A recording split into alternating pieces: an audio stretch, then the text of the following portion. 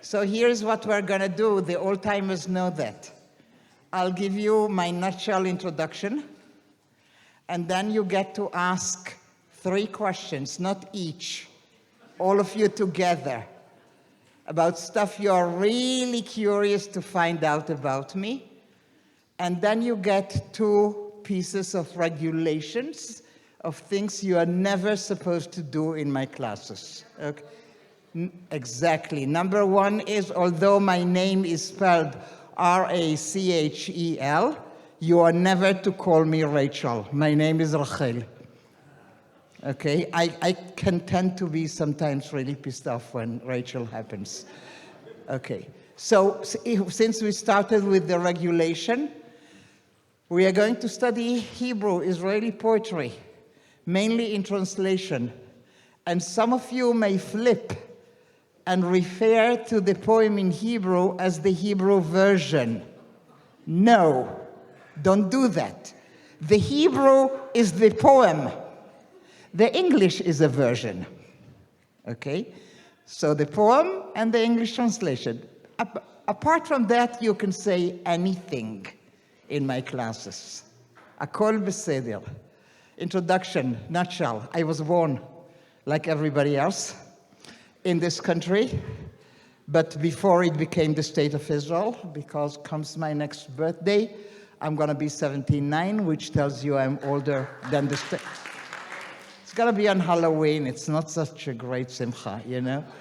But anyway, I was born in British Mandate Palestine, which officially makes me a Palestinian. My birth certificate says that at least.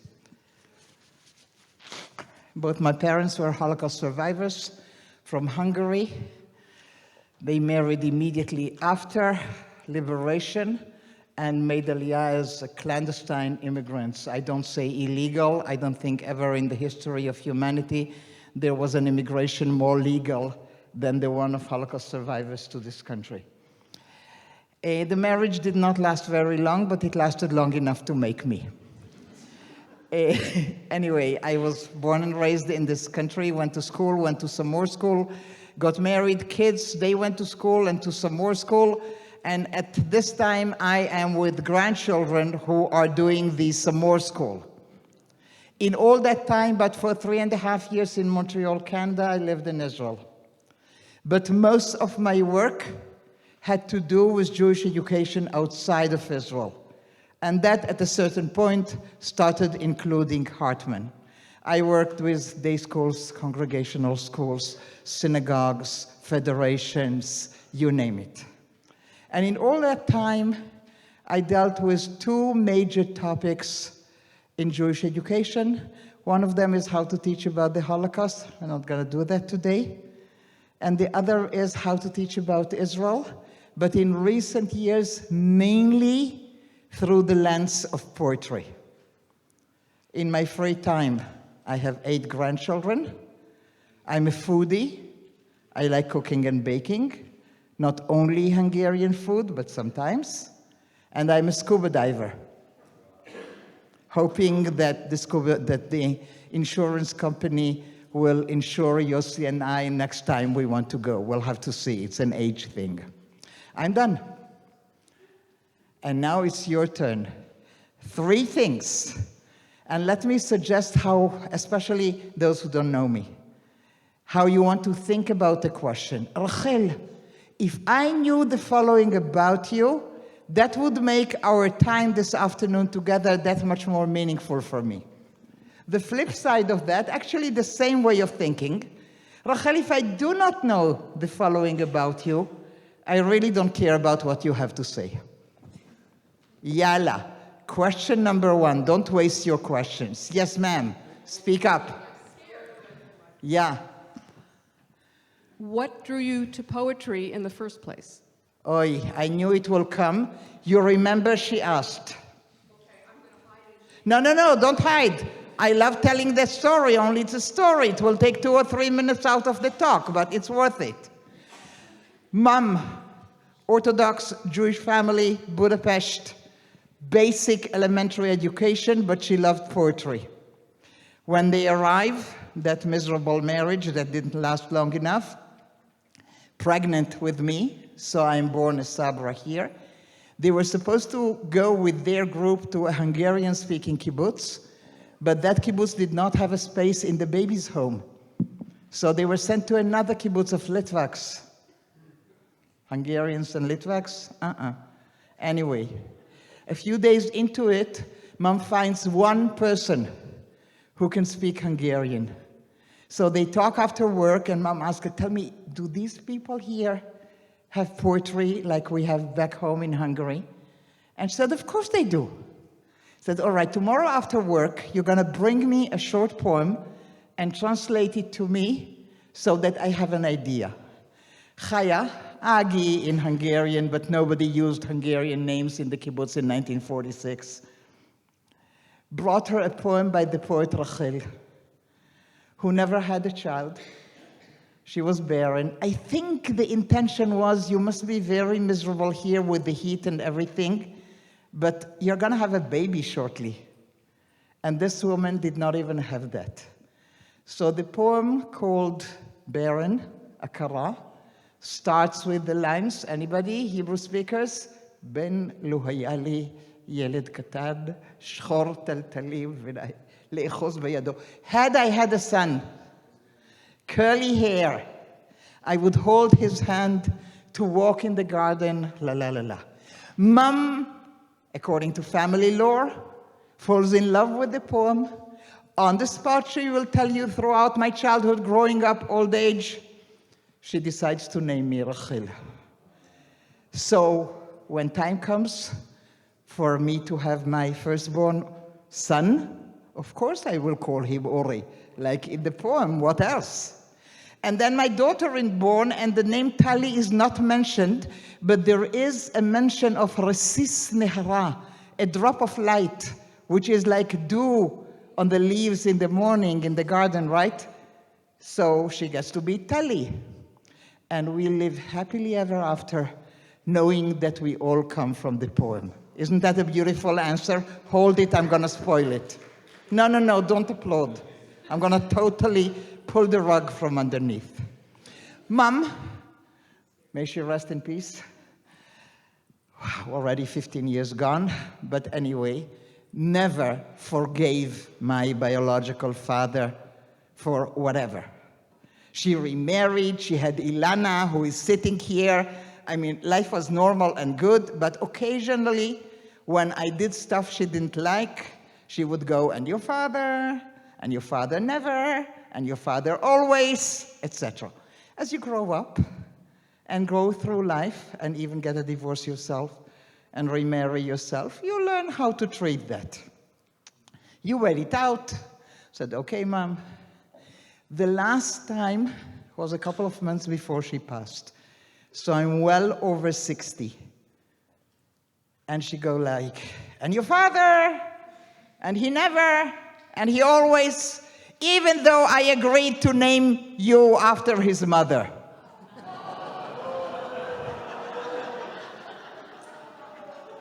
Mom, poem, that too. The result is a 400-page novel about Roja Rochel, my paternal grandmother, whom I never met. But that's a story for another time, okay? Is that a good answer of how am I connected poetry? I have no idea. Yes, ma'am, second question, please speak up. You're gonna get the mic. Are you still doing work, collecting, translating, looking into post-October 7th poetry, and why or why not? I am still collecting poetry written in Israel since October 7th, but I'm doing other stuff. As I'm visiting your tables during the Chavruta, I will share information of 2 projects I'm involved with. Chaval al hazman, as they say, the true meaning of the expression. It's a shame to waste time now. I will tell you at the tables, okay? But the lady who asked is referring to my collection with Michael Bonin and Heather Silverman of poetry written in Israel since October 7th. I think it's worth your while. I brought 10 copies. You can get them, not free, because all the income is going to the Israeli Trauma Coalition. Okay? And your last question, ma'am. The mic. Thank you, Eitan. Do the poems that you're going to share with us today give you comfort or more anxiety during this time? My life is filled with so much anxiety that my only comfort is poetry, even those that create anxious feelings. Does that answer your question? We are living on both constantly, all the time. But my normal go-to when I need comfort is either poetry or cooking. Okay? Baking too. We are done. Shalom. How wonderful to see you. For an RTS and joint meeting with the educators, I would expect no tables and squashed in 200 people, but it wasn't meant to be. Toda La'el that you are here. Thank you for making the effort. Thank you for coming. In our conversation with the powers that be with your program, we have decided, I suggested and they agreed, to go in these two directions. Because poets can suggest that at time of crisis, of war, of deep anxiety, you may want just to run away into some beautiful, non-connected stuff. And others will say, head on, go into the art topic, experience the pain, experience what it has to offer.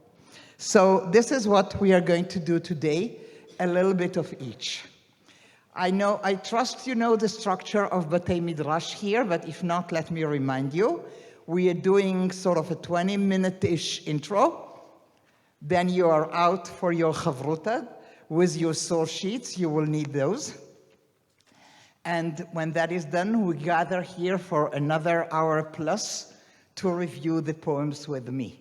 There's plenty of time because I'm not running away during the chavruta time. I'm here. And I will be moving between your tables and ready to address issues and questions. And now, poetry at times of crisis, joy, beauty, and hope on one side, pain and despair on the other. And we are starting with who else but Agnon. I hope you can read it clearly enough. Let me do the Ivrit. And I want you, especially in the intro part, pay attention to dates. Agnon, writing his poem, Sipur Pashut, a simple story. I'm not going to teach it now. I'm going to teach it in the fall in my book club, if you are interested in English. But I'm going to assure you of one thing. That story is anything but a simple story. And in it, in chapter 3, one of the protagonists is saying to the other, who is his daughter, בזמן שעולמו של אדם חשוך בעדו, קורא בספר ורואה עולם אחר. When one's world grows dark, one can read a book and see another world. Agnon, 1935. Pay attention to the date.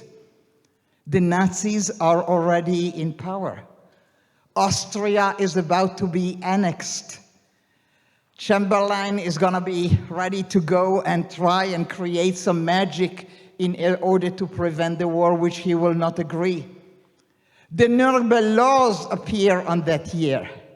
So it's not yet the full-fledged Holocaust, but when Agnon is writing this line, he may provide his protagonist and his readers with a comfort zone.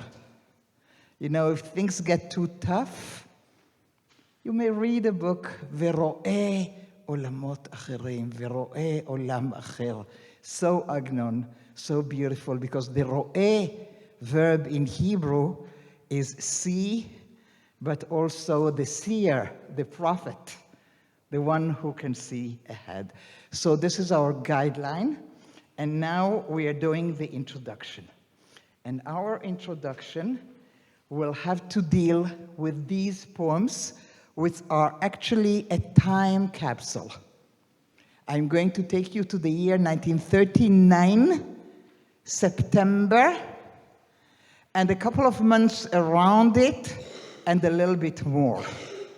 This will be our introduction, as I will introduce it in a moment. After that, for the Chevruta, you will have all these poems, but we are not addressing them now. But we are addressing a topic that you may find weird, that Hebrew, Israeli, not the state of Israel, land of Israel, Eretz Israel, Hebrew poets, in the year 1939, in September, after the invasion of Poland, what are they busy doing? Hapulmus al shirei hamilchama, the great war poetry debate between Goldberg, Alterman, and Shlonsky. How I wish I had the proper time to introduce every single one of them to you right now. I cannot. Leah Goldberg is a woman.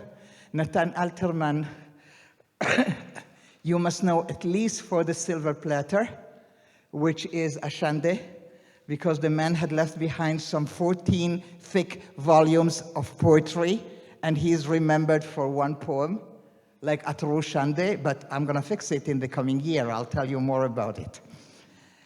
And Shlonsky, who is the great Abba of poetry, more than Alterman at this time, and they are entering a debate with Leah Goldberg. Now that in itself, especially ladies, take a deep breath. Because for these two lions, Alterman and Shlonsky, in the late 30s, Leah Goldberg just arrived, a new immigrant. Leah, woman, Leica, and she dares stand up and speak against the gentleman. So we are going to do that by me reading a little bit of the Ivrit, and then we'll follow the English. באותו נושא עצמו. And the date in the bottom says to you 1939. I'm going to be specific. It was published on September 8th, so a week after Hitler already had invaded Poland. World War II is full-fledged, and our beloved, my beloved Leah Goldberg, will say the following. It's a longer article. By the way, all resources that I'm using, including the PowerPoint, will be given to the powers that be here, and you have access to all of them. You don't need to take pictures of my slides or whatever. I'll give you the PowerPoint presentations, everything that you need. Everything will be on Hartman. Okay? ומכאן לי ההכרה העמוקה שמשורר הוא איש אשר בימי מלחמה אסור ואסור לו לשכוח את הערכים האמיתיים של החיים. לא רק היתר הוא למשורר לכתוב בימי המלחמה שיר אהבה, אלא הכרח, משום שגם בימי מלחמה רב ערכה של אהבה מערך הרצח. Let's go to the English. And hence I have the deep recognition that the poet is a person who in times of war cannot and must not forget the true values of life. It is not only a permission for a poet to write love poems at times of war, but a necessity, since even at times of war the value of love is greater than the value of murder. Not only is it the right of a poet during days of horror to sing poems to nature, to the blooming trees, to children who know how to laugh, it is an obligation. The duty to remind people that they are still human. There still exist in the world those simple and eternal values that make life more precious, death more perfect, death and not murder, to remind a person that at any time and at any hour, it is not too late to return and become a person.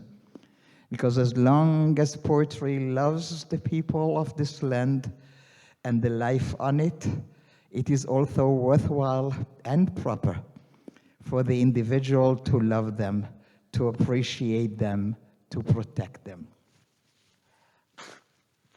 At that time, Alterman and Shlonsky, the guys, are advocating involved, engaged poetry.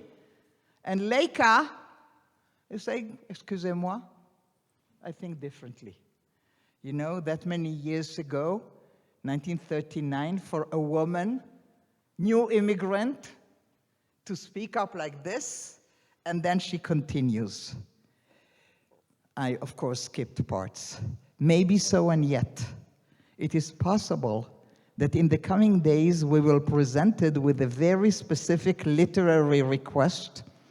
Therefore, I am assuming the non-dignified role, the role of one who jumps ahead to say in my own personal name that I, in September 1939, am obliged to cry out with, say, the following verse. In an Elul morning, the sea in our land is transparent and cool. Look at the Hebrew. Beboker Elul, hayam be'artzenu shakuf v'tzonen. And I even gave you a Tel Aviv view of the beach that you would call the ocean and we call the sea. But this is what she wants to do. Let us check an example of a poem that she writes around the same time. It's from a collection called Yaldut, Childhood, and it's the opening poem.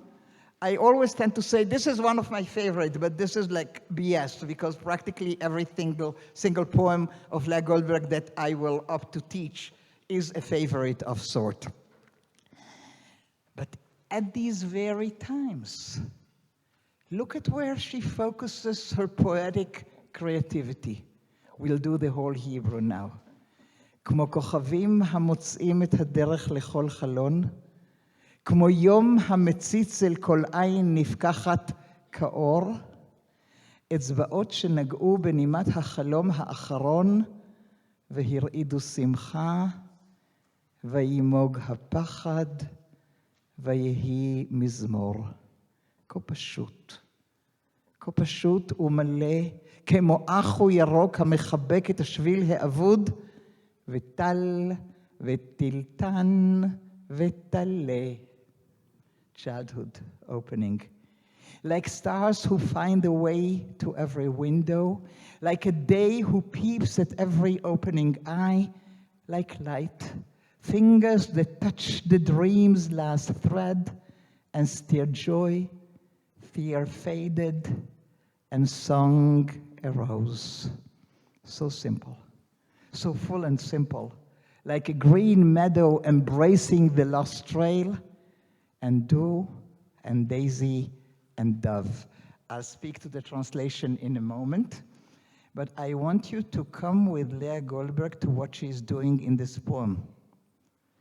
She is not just describing, although she is, that moment of wakefulness when you are still with the leftovers of the dream and not totally awake, that moment of semi-forgetfulness when you are not in the kingdom of the nightmare maybe, and not yet awake and knowing that Iran was bombed last night, that 3 soldiers were killed this morning, etc., etc. That even if you are in personal mourning, there is that split moment when you wake up and you don't remember your loss.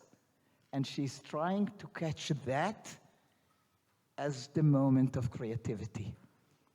When you're in between, not the horror of nightmares, not the troubles of wakefulness, that in between, אצבעות שנגעו בנימת החלום האחרון, fingers that touch the dream's last thread, and stir joyed, fear faded, and song arose. Actually, if I wanted to be very teachery and academic, I will say this is an Ars Poetica poem. The poet is describing how she is writing, how a poem is born. In that fleeting moment, you know, when I'm not asleep anymore and not yet awake, this is when they come to me. And if there are writing people among you, I trust many of you keep a pencil and a pad by your bed, because Leah Goldberg is not the only one to whom this happens. And now a word about translation. Russian law says that translation can be either precise or beautiful. And I think that Rachel Sviabek in this translation opted for the beautiful. Because Leah Goldberg, in that moment of collecting the small impressions that will come into the poem, Tal, Vetiltan, Vetale, went to the meaning of dew and clover and a goat kid. But the translator understood that Leah Goldberg was worrying about the sun, the sound. Tal vetiltan vetale. She let the meaning go, and she went for the sound. A dove and daisy. Sorry, a dew and daisy and dove. And I applaud her for mistranslating, for not translating the exact words, but keeping the spirit of the poem. So can you imagine? Would you like to see poetry like that written today in Israel? You would? You're not sure? Alterman totally disagrees.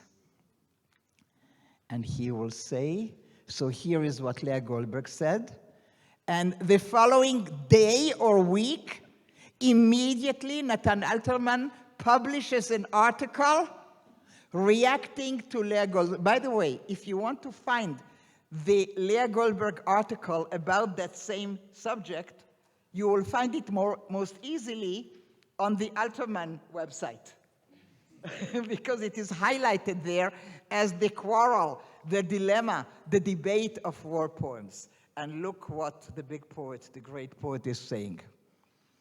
לאה גולדברג יודעת זאת כמוני. היא יודעת כי אותו היצר העמוק האמיתי, המעלה על הכתב את העץ הפורח, יכול להעלות על הכתב גם את שיר הטנקים ואת שיר הגבורה והמוות של קברניטיהם. Leah Goldberg knows this as I do. She knows that the same deep, genuine urge it writes of the blooming tree can also write the song of the tanks and the song of the heroism and that of their commanders. Can you be clearer than that?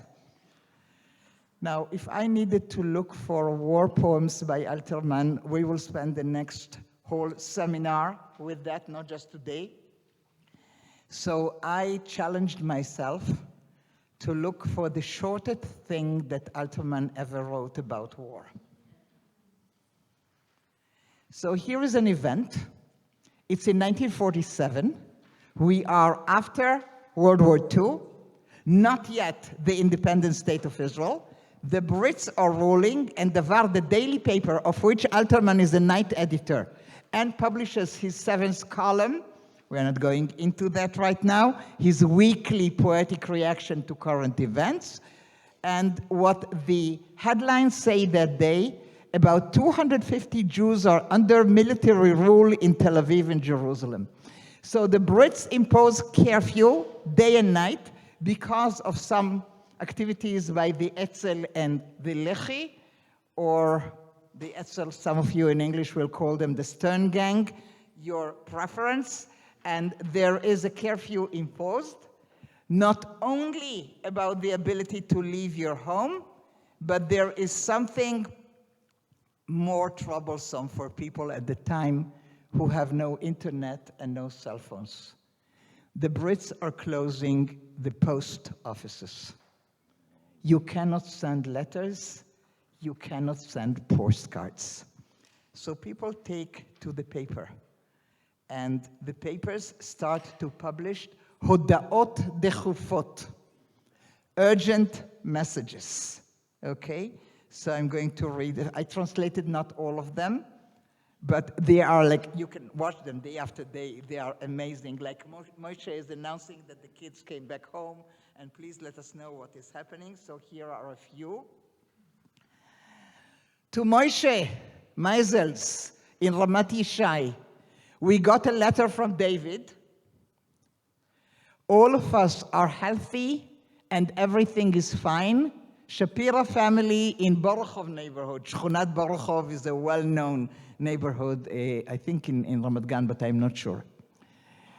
Nomi Ron, by us everything is fine. How about you? What about work and school? Answer immediately. Look at the next one, it's sort of heartbreaking. To Moshav Neta'im Committee, please inform the management of the Children's Sanatorium that arrangements are made to bring the children back on Tuesday. The National Parent Committee. Last but not least, to Rosa Rabinovich, Baruchov neighborhood. I'm in Yoknam. You will get the money at the office. Tzvi. And there are many more. Now, Alterman is seeing that, and actually he's outraged about the situation, and he writes the shortest ever war poem, בבקשה. לריבונו של עולם באשר הוא שם, גוואלד. Nathan Alterman, to the master of the universe, wherever he is, Gewalt.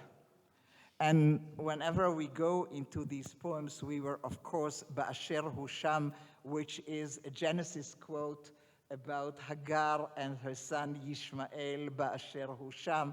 We will go into that. You can go into that in your Chavrutot if you wish. But Alterman, I don't think he could be clearer than that about the need to address issues right as they happen. No, you would say in Shlonsky. What does Shlonsky say? So here's Leah Goldberg, and here is Nathan Alterman. Okay, and here is Shlonsky. Now Shlonsky is the big boss. He's the oldest. He is the best known at the time. With time, that had changed. Practically nobody, but for Rani Yeager, Rabbi Rani Yeager here at Hartman, whose PhD dissertation is about Shlonsky. But everybody else would know Alterman and Leah Goldberg much, much better than Shlonsky. But Shlonsky, look at the tone of the big boss.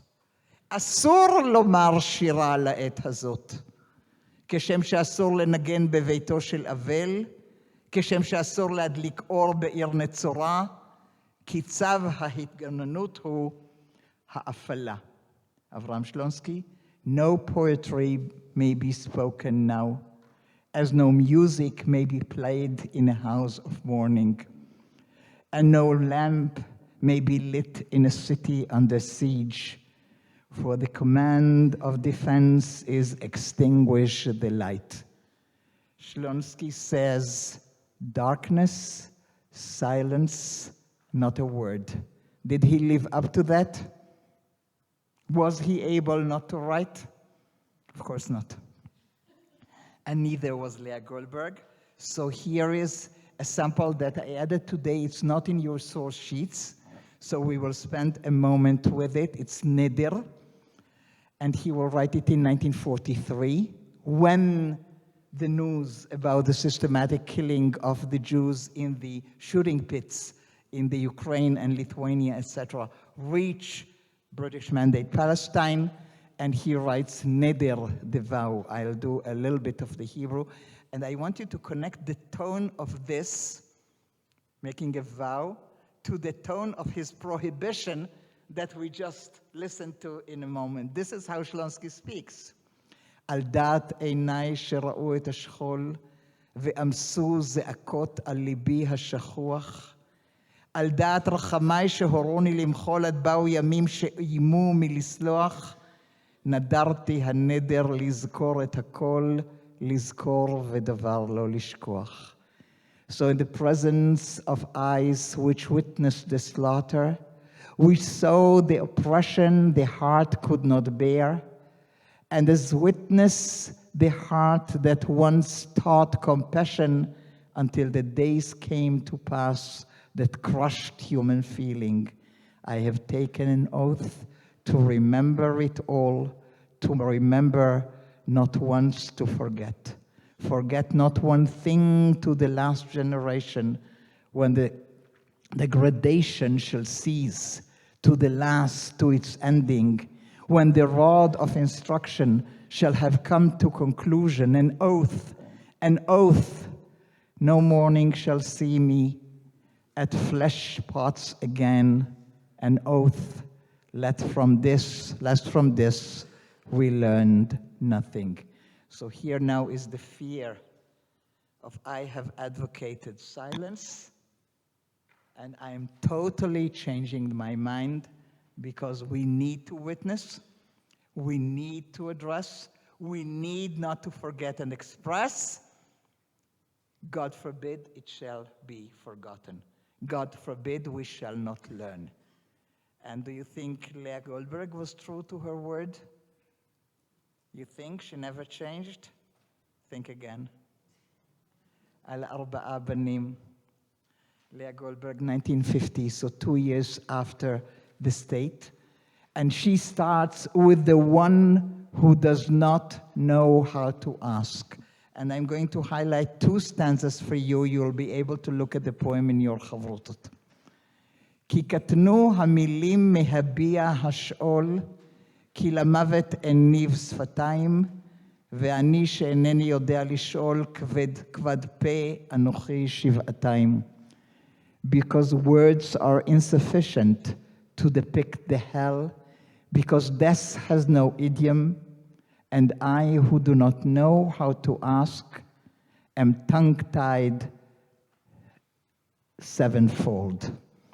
And the last verse here, ועל כן לא דרשתי נקם ושילם, ולא אח לי ולא מלאך לי, והגעתי אליך בודד ושלם, ואתה אם תוכל פתח לי. And for this reason I sought neither revenge nor reparation, and I have no brother, and I have no angel or messenger.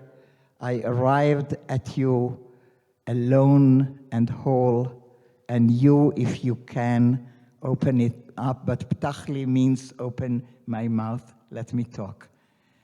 In this poem, written in 1950, published in 1950, could have been written earlier. What Leah Goldberg expresses is not the lack of will to write, but the inability to write. The need for a divine power or muse to open her mouth out, because evil has no idiom. And she is asking for help to be able to write that which he refused to write earlier. A question to mainly people in the Reform movement: does this perchance remind you of a Leah Goldberg piece that is in your Sidurim? Which one? Which one is that? What you call the Lamdeni. Teach me, God, to bless and pray, etc.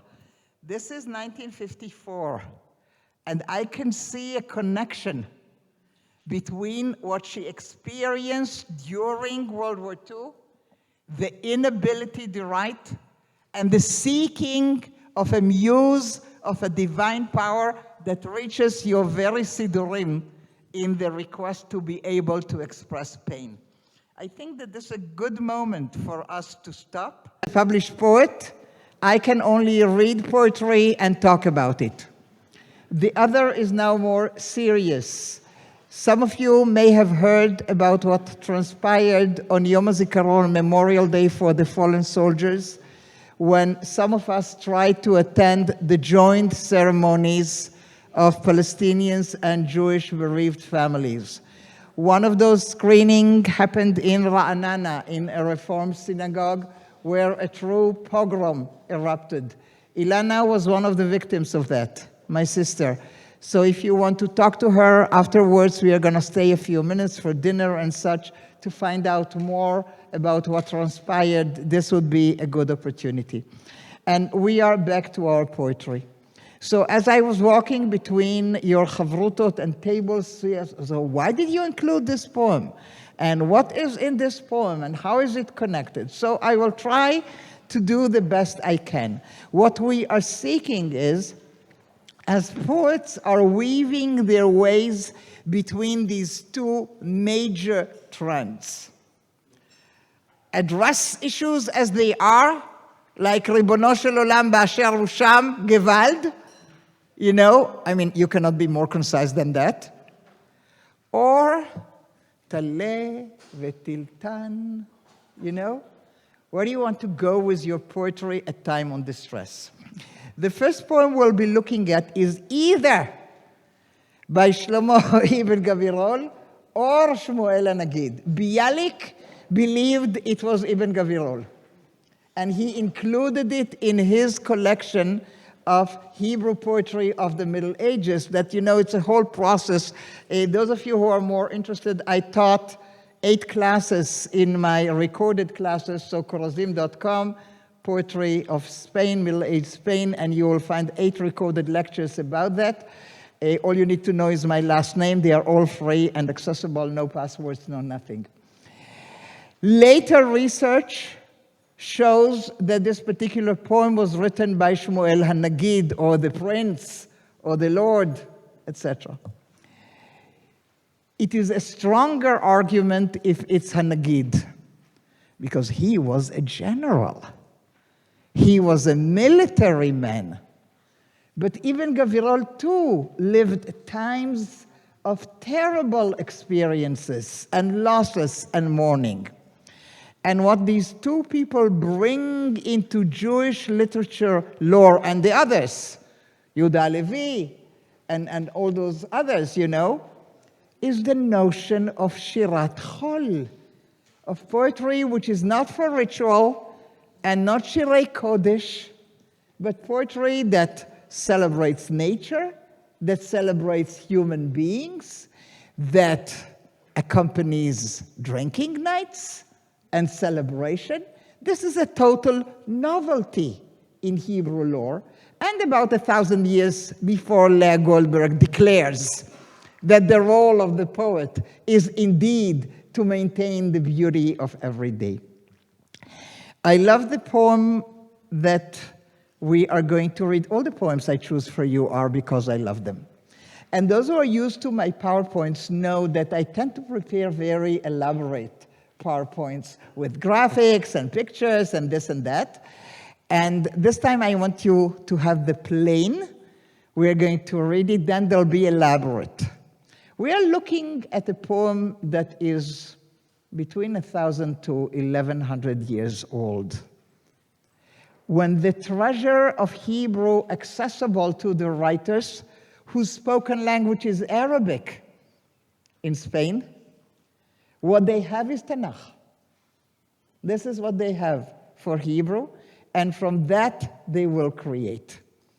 And what I will want to address also is the translation in this particular case. So first we read the Hebrew poem, the English translation, then we talk.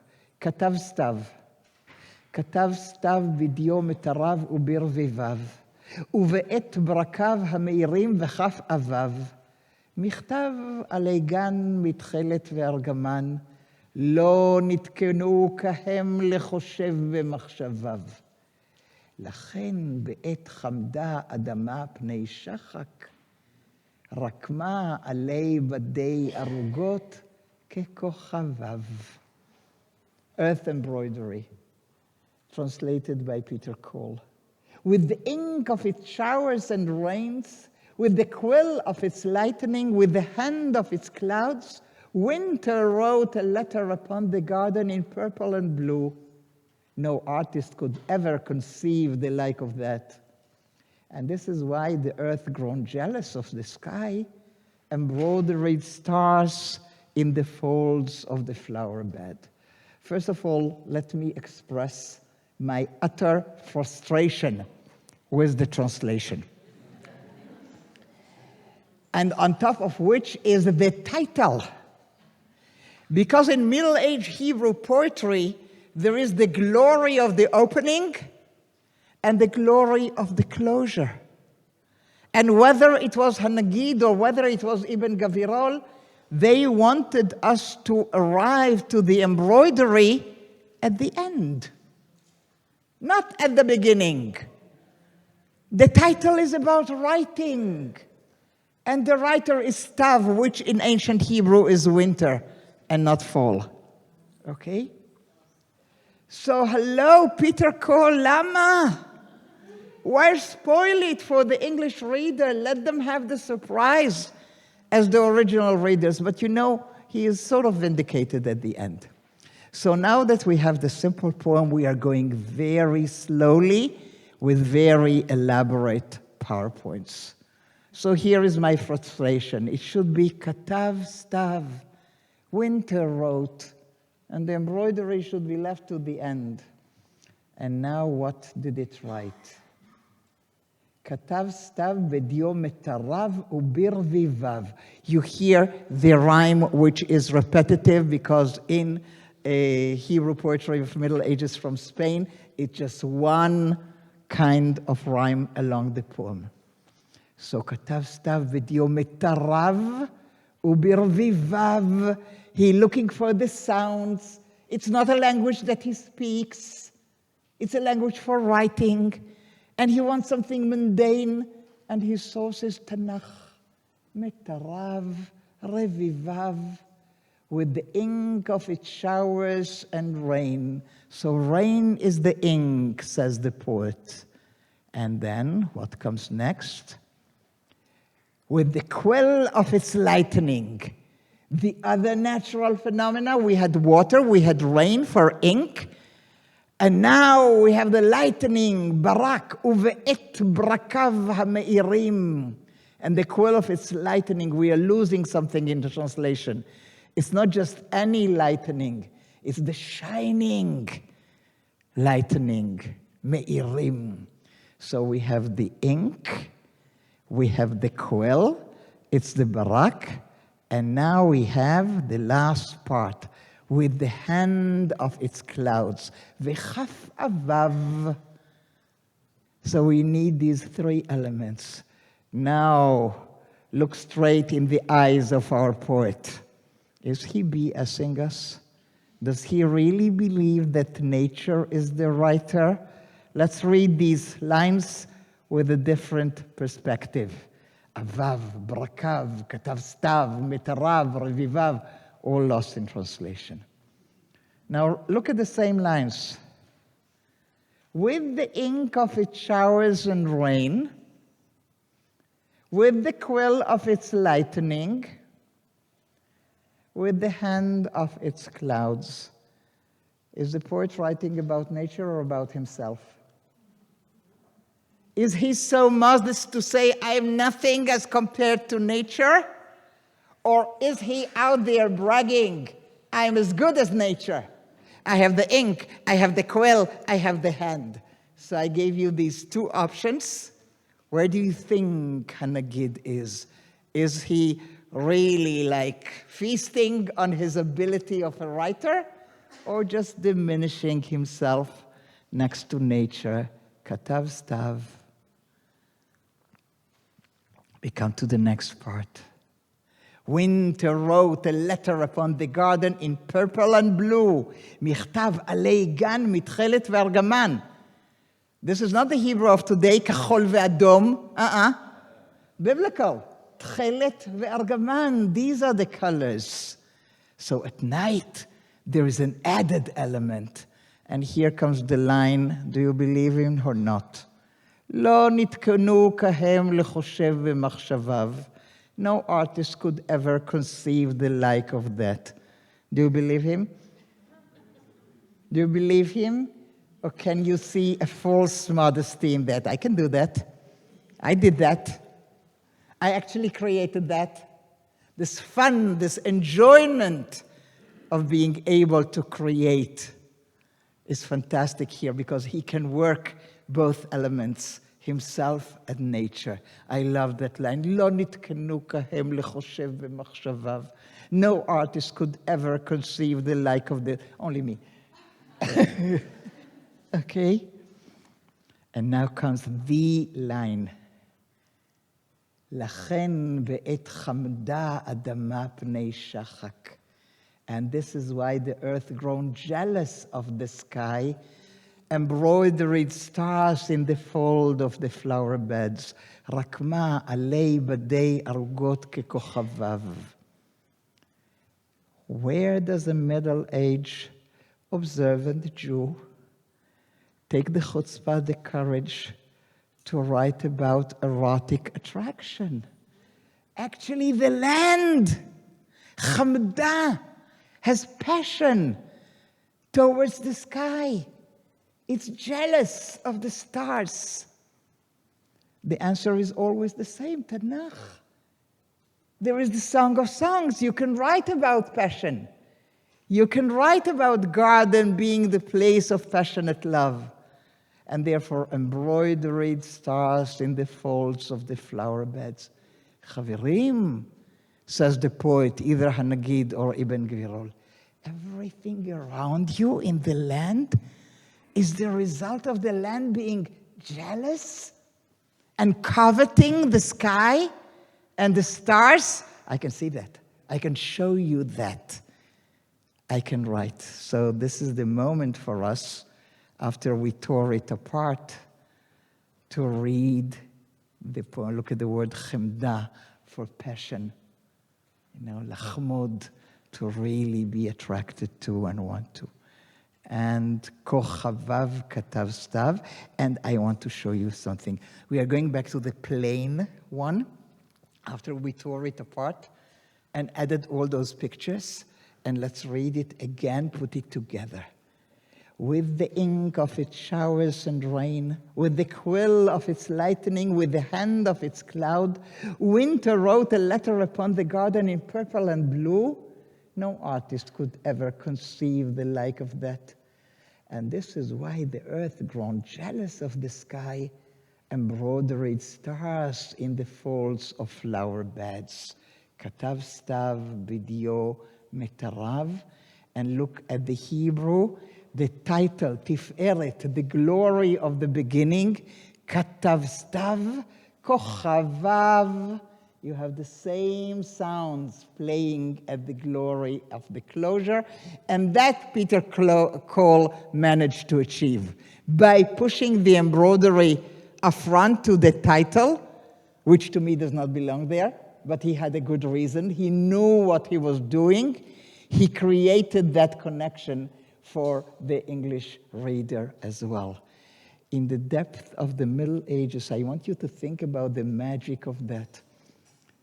1,000 years practically after the destruction of the temple and our people going exile, Hebrew is alive enough for these chevra to be able to create and write, while their language of everyday life is very different, and to address passion, and to address nature, and not only ritual, not only Shirat Kodesh, and that's only half the magic. What's the other half?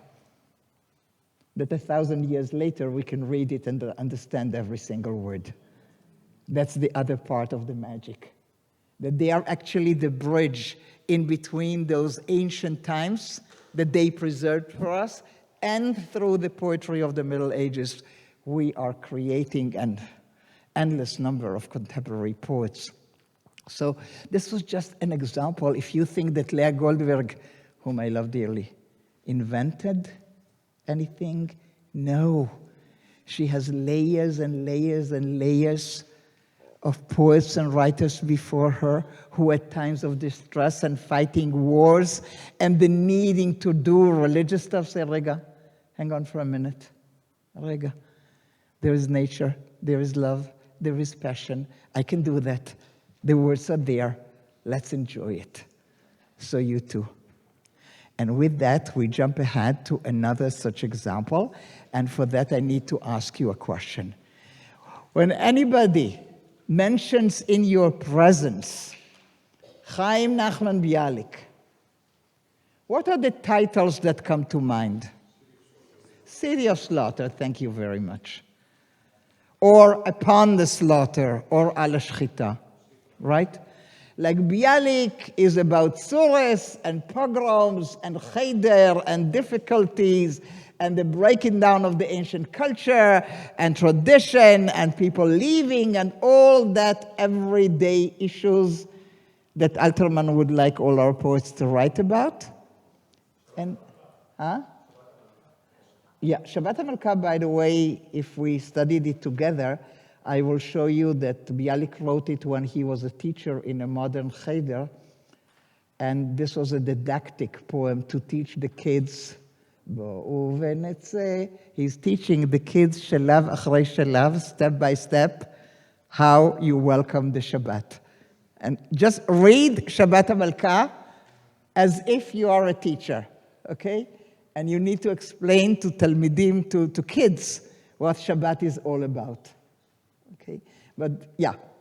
So Bialik actually in 1901, like we are on the turn to the 19th to the 20th century, do Jewish guys talk about feelings? They don't talk about them today, or very few. Yeah, they do, I know. But at that time, you think that Upon the Slaughter is a chidush by Bialik? Go to the lecture of Professor Ariel Hirschfeld of Hebrew U, online, available in Hebrew, and he will tell you that the big chidush of Bialik is bringing emotion into Hebrew poetry, discussing feelings. Now, the one thing I cannot do for you properly is read this in Hebrew. And why is that? Why do I have difficulty reading this for you in Hebrew? Yeah. Because he wrote Ashkenazis. Yam hadmam apolet soides, vechol ha'olam kulo shoitek, umeachrei harechaim, sheon hanachal eino posek, shchor halayla holech kovesh, markib tzel al tzel vechofel, dumam el yam hamachshakim, kochav achar kochav nofel. Only like that are you supposed to read Bialik. This is what he wrote. This is why he does not write after his Aliyah poetry in Eretz Israel. He could never get used to the Sephardi way of pronouncing Hebrew. He spoke it, but couldn't write poetry. The big chidush here, again, 30-odd years before Leah Goldberg with that chutzpahdik announcement as if she discovered the world. There are pogroms, there are tzores, people are leaving the cheders, the traditional world is falling apart. I'm going to write about all that. But hello, קורא בספר ורואה עולם אחר. This morning in Tel Aviv, the sea was bright and blue, okay? The sea of silence blurts out secrets, and all the world keeps quiet. And behind the millstones, the river's pandemonium is never silent. Nights blackens, keeps advancing, laying shadow upon shadows back. I'm almost tempted to read this in Ashkenazis. Multiplying into the sea of darkness, star after star falls in silence. And in the falling silence of the world, I felt my heart awake and speak. I felt a single pure spring well up slowly there and break. My heart tells me in secret, my son, your dreams have come true. A star fell from the sky, believe me, it wasn't yours. Yours is still fixed and fast and shines there in the quadrant. Raise your eyes. There is a winking and signaling you comfort. And in the world's falling silent, I sit and look to my star. I have no world but one, the world that is in my heart. We could spend the whole hour with this one. But when you think Bialik, would you not rather think, all the stars are falling and they're lost and there is darkness in the world and this is what he sees and tragedy and oy vavoy. And no, the star that just fell, calm down. Ha'amina, believe it's not yours. Yours is still up there. Take courage. Do you ever think of Bialik as the one who can see optimism, who can see light, who even as he's pondering darkness layer after layer, he is able to tell himself, all those falling stars doesn't need to be yours, you know. Yours is still up there. And once you discover that, 1901, Bialik is barely 30. He's still a young man. Once you discover that your star is still up there, and it didn't fall with all the others in spite of all the tragedy around you, you are allowed an introspection. Once you have that power outside twinkling to you, you can look inside, and in the world's falling silent, I sit and look to my star. I have no world but one, the world that is in my heart. Through the acceptance of the fact that my star is still up there, I am now open to discover my own, my sources, my beauty, my creativity. Hello. And yes, that will produce poems like City of Slaughter, but it will also produce Zohar and Habrecha, the Forest Pond, etc. So it doesn't have to be either or. Oftentimes we were channeled to see through Bialik the tragedy and never allowed ourselves to see his ability to open this whole world of emotions as feelings. And an interesting fact, I wonder if it is connected.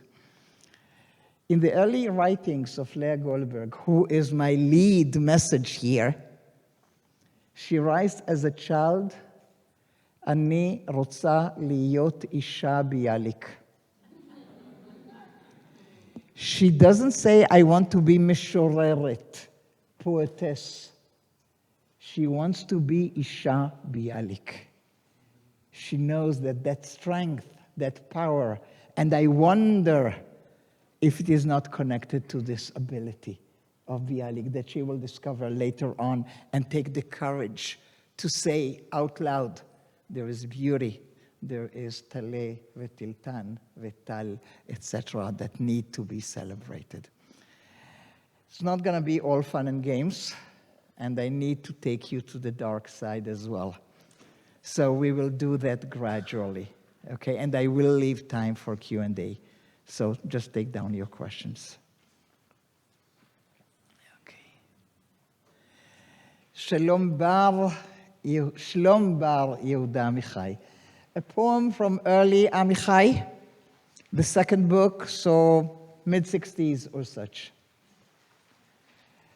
Hebrew first, and then English.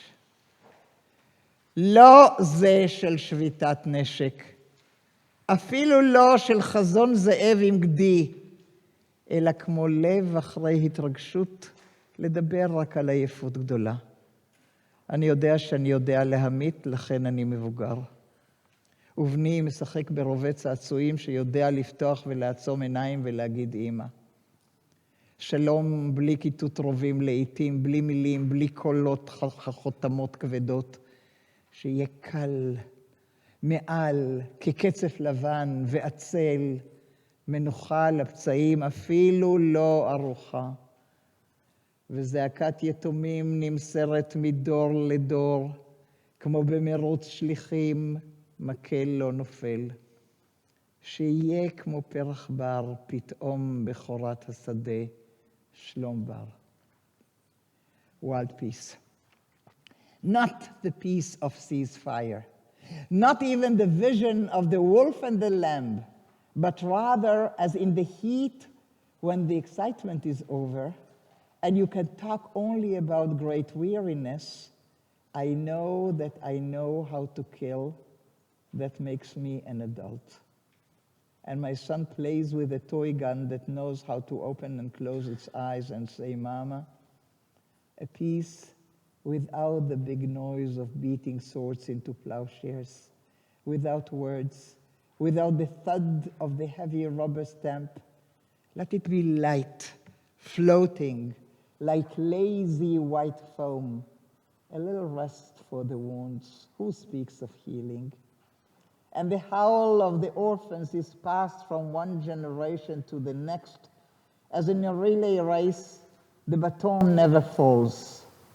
Let it come like wildflowers, suddenly, because the field must have it. Wild peace. We could spend some time with choices of translation here that are extremely interesting, but I'll come to that. First of all, the poetic license. There is no such expression in Hebrew as Shlom Bar. This is an Amichai invention. There is Perach Bar, wildflower, but there is no such thing as wild peace. Amichai invented it. So we want to look at that from the title, like if we adopted the notion of the glory of the opening from the poetry in Spain, the Middle Age, that's the glory of the opening. Tiferet Apticha, Shlom Bar. He is creating a figure of speech. He's creating a linguistic icon. Amichai at his best. And now I want you to see something, to me, weird. My way of qualifying it is like he's having a tantrum. לא כזה ולא כזה ולא רוצה ולא רוצה ולא רוצה. You know, this is what I'm hearing. And without this and without that and without that, I can hear him being nervous. Don't give me that crap. Don't even give me that.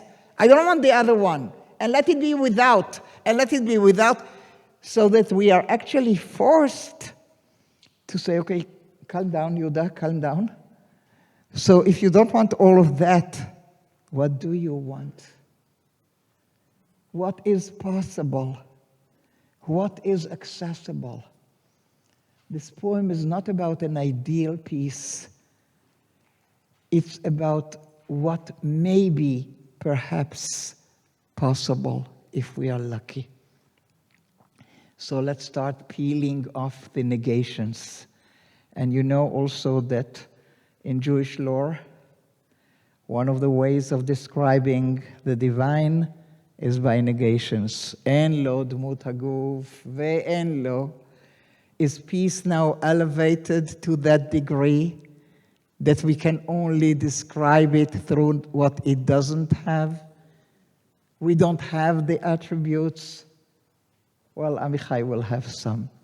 So first of all, out with the politicians and the signatures and the contracts. Don't want that.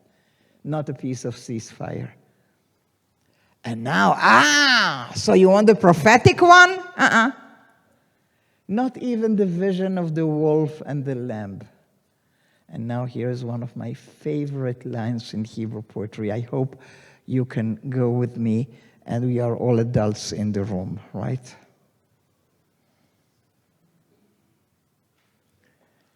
כמו לב אחרי התרגשות, לדבר רק על עייפות גדולה. As in the heart when the excitement is over, and you can talk only about great weariness. Does he want peace like after lovemaking? When the excitement is over, and you can only talk about weariness, you barely talk? Is that the feeling he tries to capture?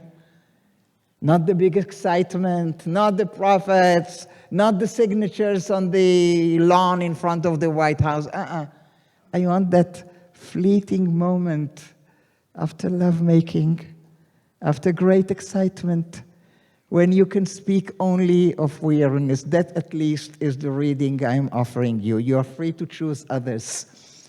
But knowing Amichai's poetry, and knowing that Amichai is not afraid of erotic allusions, I think that it's valid.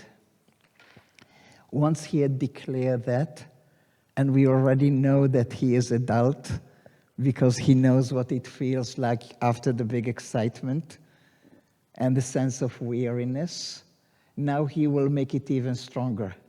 I know that I know how to kill, that makes me an adult. Oy. Coming of age in the land of Israel, in the state of Israel, is knowing how to kill. And my son plays with the toy gun that knows how to open and close its eyes and say, Mama. I'm going to make a personal remark here. You don't have to accept it, but this is what always comes to my mind when I read these lines in this poem by Yehuda Amichai. I tried to be a very idealistic mom when my kids were young. My son was born in 70, so he's 55, and my daughter is 1 year younger, so it didn't happen yesterday. And one of my idealistic notions of how to raise my kids was not to buy them any gun toys, which taught my kids two things. A, that their mother was too cheap and wouldn't buy them the toys that they want. And the other is that every piece of Lego and every doll and every pencil became a gun and a tank and whatever. This is how successful I was. You cannot stop them from playing with dolls on anything, but because this is the country where this happens. So now he comes back to the piece, he tries to describe it without the big noise of beating swords into plowshares. Actually, can you go with him as he qualifies that beautiful biblical image of turning swords into plowshares, and it's too noisy? It's a big noise, I'm not interested. We always thought it was a beautiful image. Too noisy, לא רוצה.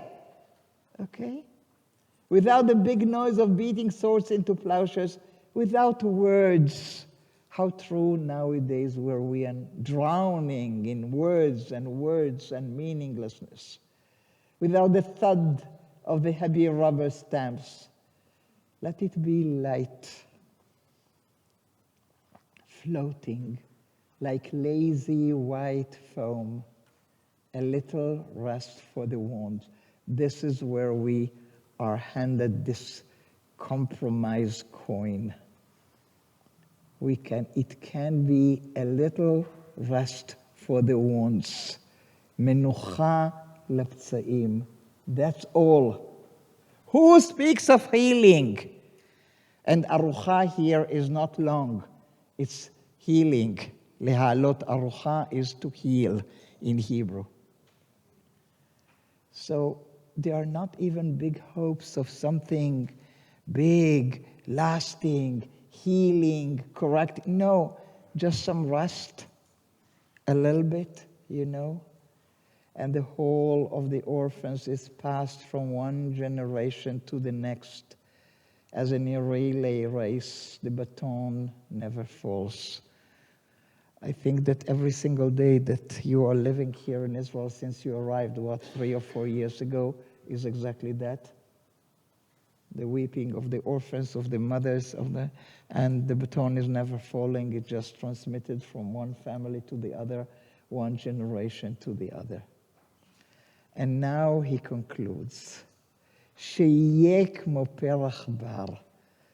Let it come like wildflowers. פתאום בכורת השדה. בכורת השדה, we think maybe, of the Bechorah and the quarrel between Esav, etc. But Amichai is using it as, and I think that I can go with the translation because the field must have it. It's just the time when the wildflowers come out, and this is what happens in the seed, and these are the firstborn of the seed, because the fields need them. Just wild peace. I don't want anything cultured. I don't want anything biblical. I don't want anything political. I don't want that big noise. Just something natural, like the wildflowers. Where do you see Amichai here on the continuum between talking about beauty and nature and facing the atrocities of war? If you had to place this particular poem on that continuum, Leah Goldberg on one side, Shlonsky and Alterman on the other, where is Amichai with this poem? He's in the middle. Can you see that? He's trying to hold both ends, to create something beautiful out of the horrors somehow. And can you see that explosion of anger that I showed you at the beginning? Don't give me that, and don't give it like this tiredness. Lo, velo, velo, and bli, and bli, and bli, as you have seen earlier. And now he will settle for wildflowers. I want to remind you that the image of wildflowers in battlefields, of poppies in battlefields, is something that is with us since World War I in the fields of Flandre, that is with us in Be'eri since October 7th, 2023, where the flowers will grow no matter how horrible the events that happened in those fields. So Amichai is connected here to a universal, poetic, metaphorical tradition, if you wish. We are continuing into something pretty complex. Re'i Adama. Those of you who are struggling with Hebrew may think that Re'i is a mirror, so don't. It's the command, like Re'eh, like Shema, okay? It's the command, and Tchernichovsky, 1938, events, Arab riots here in the land of Israel, and victims on the roads mainly, but not only, enjoyed communities such as Jaffa, such as Akko, such as Haifa. There are lots of murders and victims. Tchernichovsky already lives in Israel at the time, and he composes one of the poems. I, for example, post it nowadays on my Facebook every single day when there is more fallen soldiers and more fallen soldiers and more fallen soldiers, by which I express an opinion, because this poem is not neutral. This poem expresses a very tricky, slippery idea, and that's the idea of wastefulness. We are going to look at the Tchernichovsky poem while we have at the back of our minds poems like Silver Platter that glorifies those young men and young girls as they walk up to the nation. Poems like Chaim Guri, Behold Our Bodies, after the 35 got killed on the way to Gush Etzion, and their command to us. Great poems of more or less the same period, the same decade. And Tchernichovsky is very unique here. I'm reading the whole Hebrew, then the English, and we'll talk about it. ראי אדמה כי היינו בזבזנים עד מאוד. בחיקך מלון ברכה, מאון סתר זרע טמנו, לא עוד פניני זגוגית של קוסמת זרע חיטה כבדה, גרגר שעורה, חתול כתם שיבולת שועל חרדה. ראי אדמה כי היינו בזבזנים עד מאוד. פרחי פרחים בך טמנו רעננים ובהוד, אשר נשקתם השמש מנשיקתה ראשונה, מצניע חן אם יפה כלח, קטורת כוסו נכונה, ועד שידעו צהריים בעצם הצער התם, ובטרם רבו טל של בוקר בחלומות אור נבתם, הלך הטובים בבנינו, נוער טהר חלומות, בריא לב, נקי כפיים, טרם חלאת אדמות, והרג יומם עוד הושתי, הרג תקוות יום יבוא. אין לנו טובים מכל אלה. את הראית, ואיפה? ואת תכסי על כל אלה יעל הצמח בעיתו. 100 שערים הוד וכוח קודש לעם מכורתו. ברוך קורבנם בסוד מוות כופר חיינו בהוד. ראי אדמה כי היינו בזבזנים עד מאוד.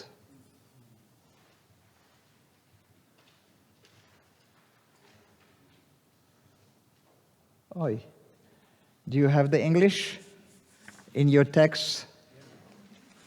Okay, so let's go there.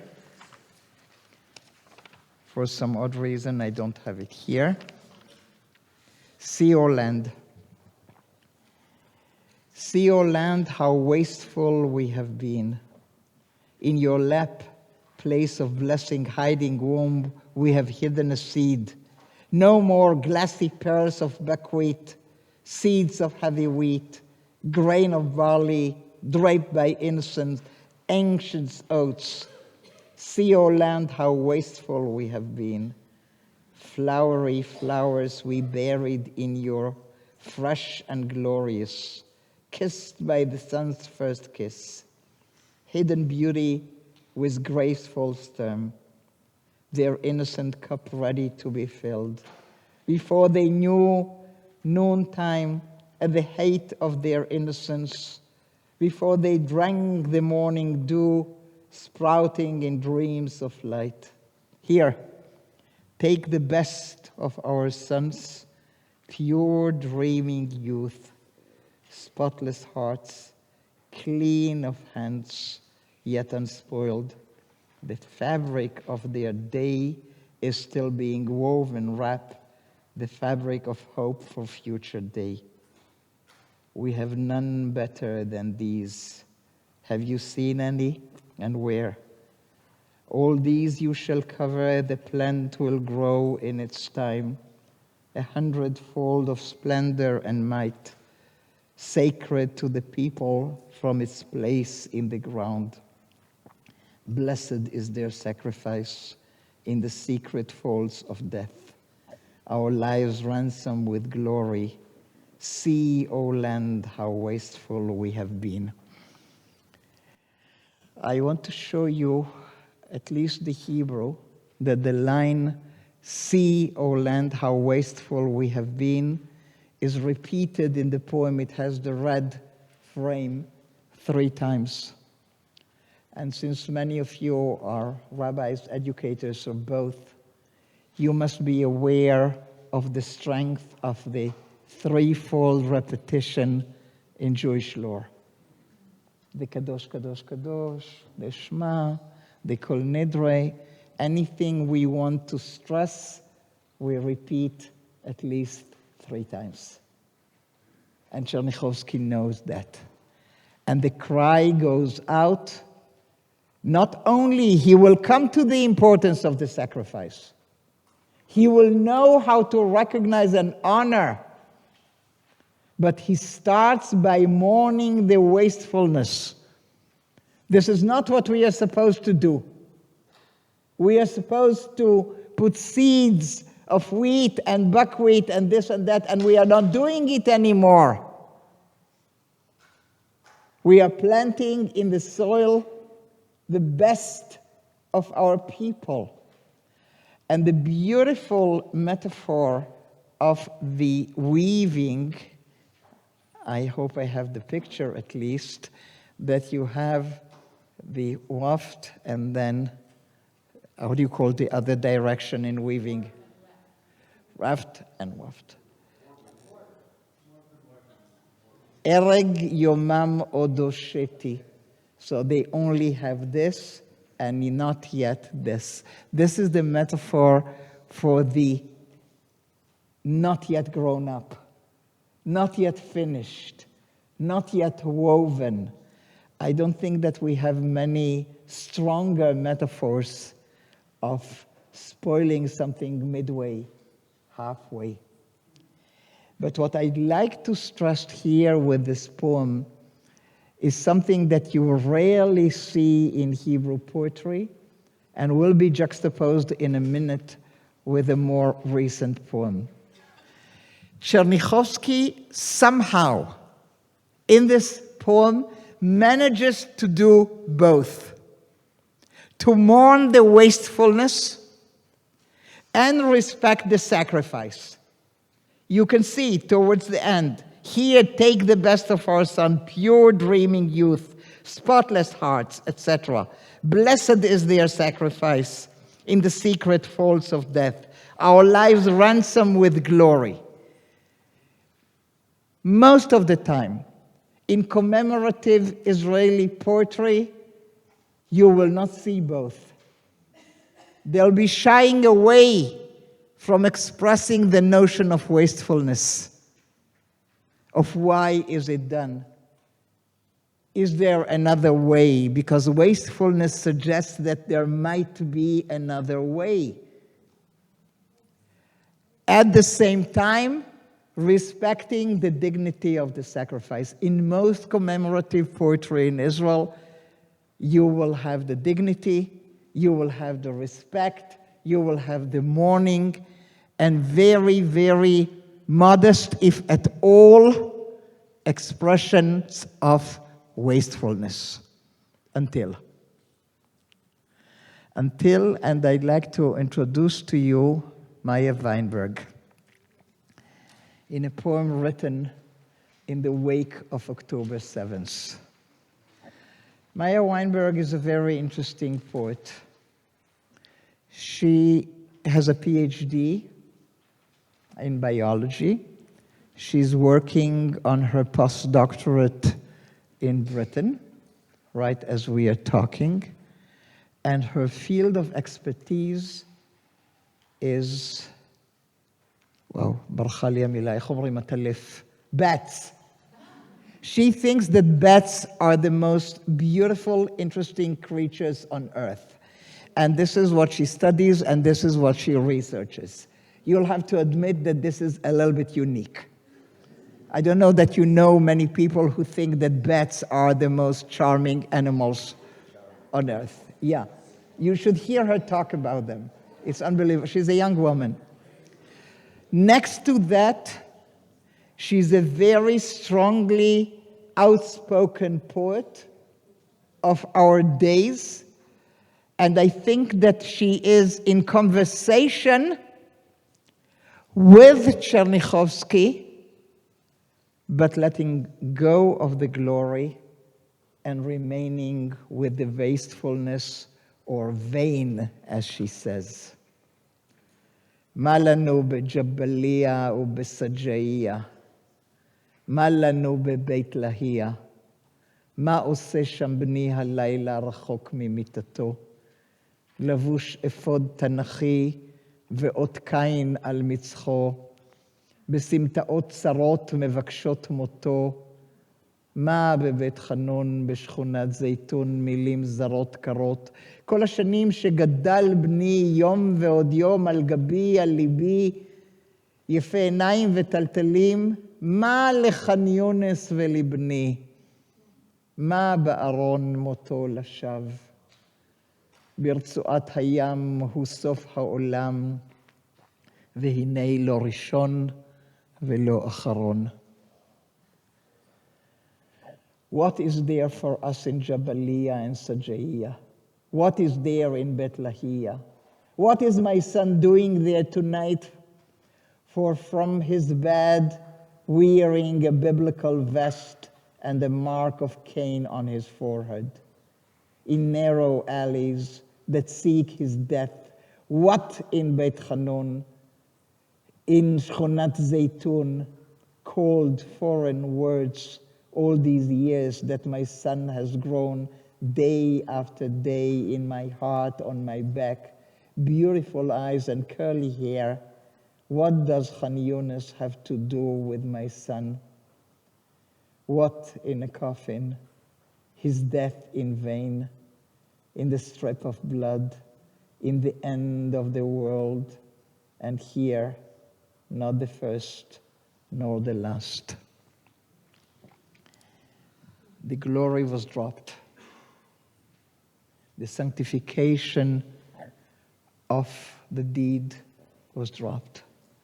And what remains from the discourse started by Tchernichovsky is the wastefulness. But I want to show you something else in this poem. It works stronger with the Hebrew, because this is a mother writing about her son, right? And look at the sound. Ma, ma, ma, ma, ma, ma. And the English, what? The endless questioning that is part of our life today. We are approaching the end of our session, and I'm going to take you in a very different direction. Because these are all voices coming from inside, from the mishpoche, from the family. And I want, with your permission and without it, to push the envelope a little bit. Because pain and loss and tragedy are on both sides of the border. So let us go slowly inside with one again of my favorite, Oy Masalcha. I hope you have the name of the poet in your writing. Yeah, Salman Masalcha. I neglected to put it on the PowerPoint, but you have it in your writing. It's page 10. Salman Masalcha is a Druze poet, journalist. There's a whole web page of his writing, Hebrew, English, and Arabic. You can check it out by name. He lives here in Jerusalem, but comes from a town up north. And he writes a poem about his father that lived through the tribulations of the 20th century. לאבא שלי, שנולד במורד ההר והביט אל האגם, לא היה דרכון מעולם. ואפילו לא תעודת מעבר. הוא חצה את ההרים כאשר הגבולות לא זרמו בנהר. לאבא שלי לא היה דרכון בעולם, לא מפני שלא הייתה לו ארץ וחותם, רק מפני שהארץ תמיד שכנה לה שם בנחת בכפות ידיו, וכמו שהארץ לא חמקה מידיו אף פעם ונסעה אל מעבר לים, אבא גם. My father, who was born on the slope of the mountain and gazed down on the lake, never had a passport or even a laissez-passer. He crossed the mountains when the borders did not flow in the river.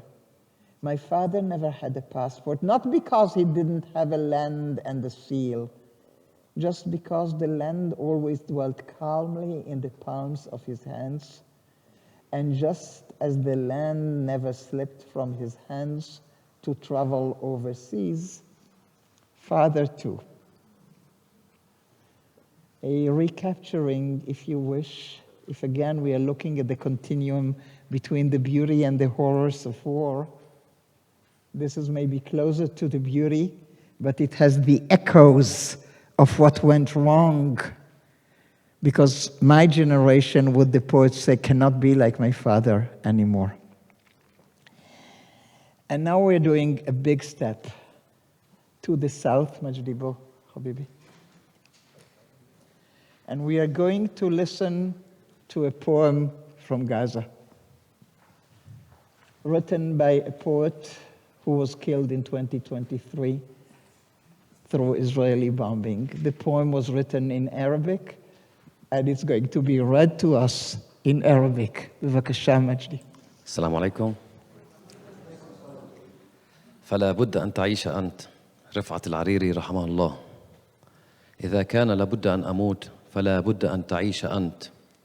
لتروي حكايتي لتبيع أشيائي وتشتري قطعة قماش وخيوطا فلتكن بيضاء وبذيل طويل كي يبصر طفل في مكان ما في غزة وهو يحدق في السماء منتظرا أباه الذي رحل فجأة دون أن يودع أحد ولا حتى لحمه أو ذاته يبصر الطائرة الورقية طائرتي التي صنعتها أنت تحلق في الأعالي ويظن للحظة أن هناك ملاكا يعيد الحب إذا كان لا بد أن أموت فليأتي موتي في الأمل فليصبح حكاية. شكرا كتير. If I must die by Rifat al-Arir of blessed memory, a teacher of English, a professor of English literature in Gaza, a poet in his own right. You can find him on the internet easily. If I must die, you must live, to tell my story, to sell my things, to buy a piece of cloth and some strings, make it white with a long tail, so that a child somewhere in Gaza, while looking heaven in the eye, awaiting his dad who left in a blaze and did no farewell, not even to his flesh, not even to himself, sees the kite. My kite you made flying up above, and thinks for a moment an angel is there, bringing back love. If I must die, let it bring hope. Let it be a story. I will say a word here, not for today and not for now, that in partnership with my neighbor and friend Ayat Abu Shmis, an Israeli citizen, Palestinian poet in Jaffa, we have already organized an evening of reading poetry from Gaza in Jaffa, and we are planning to organize a few more. And if any of you may be interested in getting that collection of poems and using them in their teaching, korazim@gmail.com, email me and I will send it to you. I'm going to conclude before I leave Rifat al-Arar to show you how close this is. The image of the white kite that is the representation of hopes, of peace, appears here in 2023 in the poem written in Gaza. Anybody can recall an Israeli poem with a similar metaphor? Then I'll have to show it to you. על גג בעיר העתיקה כביסה מוארת באור אחרון של יום, סדין לבן של אויבת, מגבת של אויב, לנגב בה את זיעת אפו. ובשמי העיר העתיקה עפיפון, ובקצה החוט ילד, שלא ראיתי אותו בגלל החומה. העלינו הרבה דגלים, העלו הרבה דגלים, כדי שנחשוב שהם שמחים, כדי שיחשבו שאנחנו שמחים. This is a poem from the late 40s, immediately after the War of Independence, when the city is divided and you cannot see really across the wall what is happening on the other side. On the roof in the old city, laundry hanging in the late afternoon sunlight. The white sheet of a woman who is my enemy, the towel of a man who is my enemy to wipe off the sweat of his brow. In the sky of the old city, a kite. At the other end of the string, a child I cannot see because of the wall. We have put up many flags, they have put up many flags to make us think that they are happy, to make them think that we are happy. The ability to see humanity on the other side has always been part of Israeli literature. Always, always. You just need to know where to look. But to conclude our class today, I have chosen a piece that to me, and now I'm serious, is probably the most beautiful piece ever written in Hebrew literature. And it's from 1911. And it's by a writer who is not a poet, Yosef Chaim Brenner. in a novel called Mikan Umikan, From Here and There, and it's the closing paragraph. It's a tragic story. It's the story of the second Aliyah, but not from the perspective of your summer camps, the one you attended as kids and the one you sent your kids to and the one you are madrichim in or running, where it's all about dancing hora and picking oranges and drying swamps. The second Aliyah was a devastating period of time. Many people could not take it. Many people gave up. Many either committed suicide or were killed through the violence of those times. And here our story, the main protagonist is getting killed, just like Brenner will be killed about 10 years after writing this in 1921. And the two remaining people are the father of the victim and his child. And the grandfather now has to raise the child who remain orphaned. And this is the scene that Brenner chooses to conclude his novel about the second Aliyah. So let us read it. I'm going to read both because I think the Hebrew is so beautiful that even if you just get the sound of it, it will do. הייתה בחוץ הוויה שטופת גשמים ומלאת ציפייה ללחם אפוי. הייתה אותה הוויה גם בבית פנימה, אבל יותר הצורה שתקנית.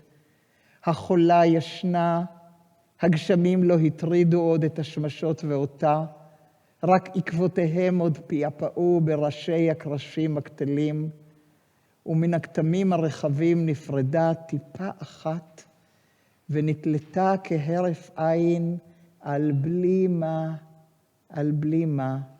לשנות אש נראו בתנור, והינדה הזקנה יצאה ונסעה כערבית. על ראשה את הפח עם עוגות הפיתות. הפח הזכיר ערוגת סומסום נאה, נותנת תקווה. הייתה עוד תקווה, כי גם הפת האמיתית, שתאפה אחר הצהריים, ושתספיק אוכל לשבוע ימים, תעלה גם היא. ראשו של עמרם הקטן עדיין היה מונח בחיקו של אריה לפידות. ודבר מה עצוב, פשוט, מעורר חמלה, ויחד עם זה סודי, חשוב ויקר עד אין קץ היה בדבקות זו. שרידי קוצים היו להם לשניהם על בגדיהם, הפרומים ובראשיהם. אז קראה להם עופת הלחם לעזור לה, ויקומו שניהם ויעמדו. ואותו הסוד הגדול היה גם בקוציהם וגם בעמידתם, על משמרתם עמדו. על משמרת החיים עמדו, הזקן והילד, מאתרי הקוצים. החמה זרחה כמו לפני הגשם, ההוויה הייתה הוויית קוצים. כל החשבון עוד לא נגמר.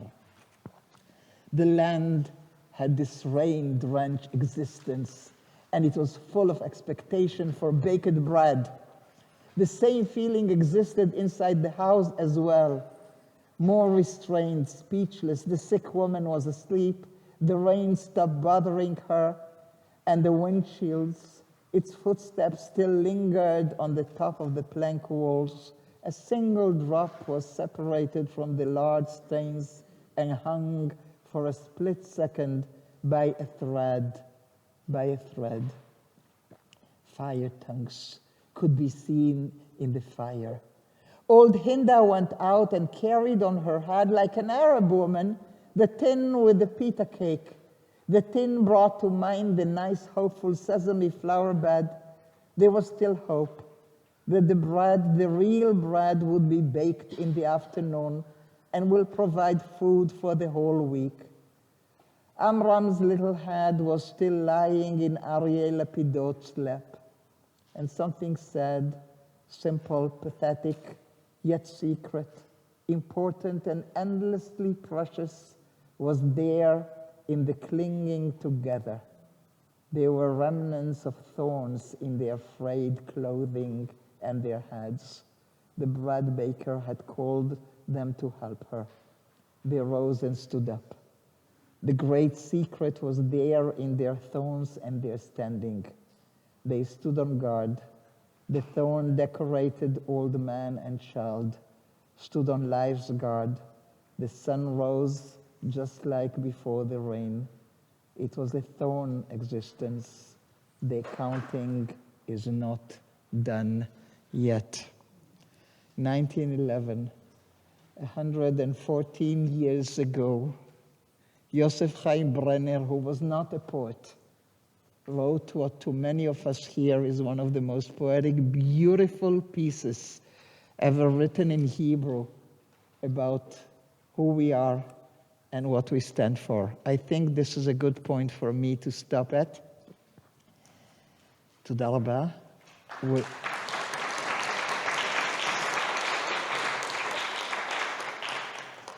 I will take a few questions if you have any, and I'm planning to join you for dinner so we can sit together and talk if people want to have more private conversations. Bevakasha. Yes, please. Extraordinary. Thank you so much. Karen Bender, are you the first generation or first era of people that are exploring the literature of the other side in real time? No. Or did this go on in 73 or in other times? It was always here. Wow. I will answer you in a convoluted way, okay? One of the things that pains me most is the fact that Alterman was never translated into English. There are very few poems by Alterman, and most of them of the lyrical ones and Silver Platter. So Michael Bonin from Newton, Massachusetts, and I, for most people, a lawyer, for me, a partner in amazing poetic endeavors, have decided to choose between 70 and 80 poems out of the over 1,000 poems that he had written about contemporary affairs since the 30s to the late 60s of the 20th century. And when you go through that, you will see echoes of how we look at the Arabs and how we look at Mizrahim and issues and politics and the need to be sensitive to the rights of a Knesset Arab member who other members of the Knesset, like today, tell him shut up, and Alterman say no, he's there by right, and the poem is from 1949. I'm not the first. I'm standing on the shoulders of amazing people who are there. Only our law in our schools and yours did not include it. I'm sorry. And I'm trying in the years left for me to do a little bit of tikkun along these lines, okay? So it's coming within the coming year. Yeah, anybody else? Yes, please. Hold on one sec. This will be the last one, Rachel. Okay. Thank you. I'm curious about the role of grief and literature of lament. Like we have kinot in our tradition, and I see here, there's let's talk about the wastefulness and the futility of it all with Maya Weinberg. Do we have poetry of grief and lament right now, or are we still so busy being in it? Look at the collection at Shiva, and you will see plenty of those, and more is being written as we talk. As we talk. Probably my sister is writing some as well. Yeah, absolutely. Okay, thank you very much to Rachel. Quick round of applause.